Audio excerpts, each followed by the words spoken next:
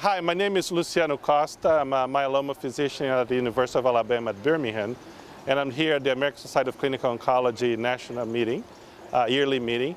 And I want to comment on a few new set of data that came about multiple myeloma that I think are very promising and potentially impactful to myeloma patients in the foreseeing months and years. One of the most interesting abstracts that came out was presented by Dr. Sagar Lanil from Emory on a phase 1 trial of iberdomide as monotherapy or combination with dexamethasone for patients with multiple myeloma. This drug actually is an oral agent that adds to the stream of agents that are known as IMiD, although now it's being rebranded CELMoDs, which is a way to emphasize their mechanism of action by being more specific Cereblon binders and Cereblon inhibitors. It's an oral agent. This was a phase 1 dose finding.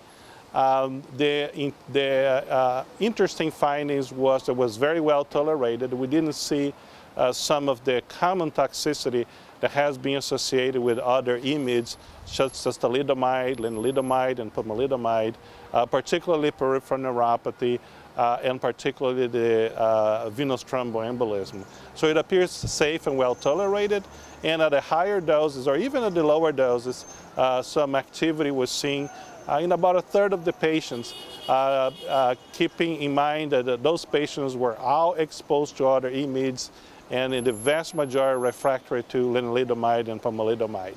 I think in the foreseeing months and years, we're going to see this drug being combined extensively with just about everything else that IMiDs are currently combined, including monoclonal antibody, proteasome inhibitors, and other agents. So I think we should stay tuned. We're going to probably hear a whole lot more about this drug in the future years in myeloma. Cereblon is an intracellular molecule that is the target for all the immunomodulatory agents: thalidomide, lenalidomide, pomalidomide, and now iberdomide.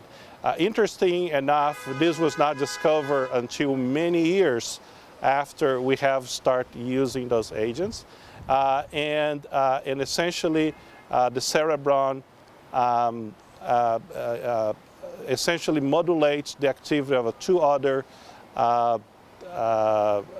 gene regulators, one of them being Icaros, and there has been some good attempt of correlate the level of Cereblon activity, the level of Cereblon in the myeloma cell with the activity of those agents, although this has not yet panned out as being a true biomarker that can be used for treatment decisions. So we still know very little about we know a little bit more than, quite a bit more than we knew 10 years ago of how those drugs work, but we have still very little knowledge of how the resistance develops, or whether the Cereblon expression can or should be used as a biomarker for selection of patients who are best candidates for IMiDs.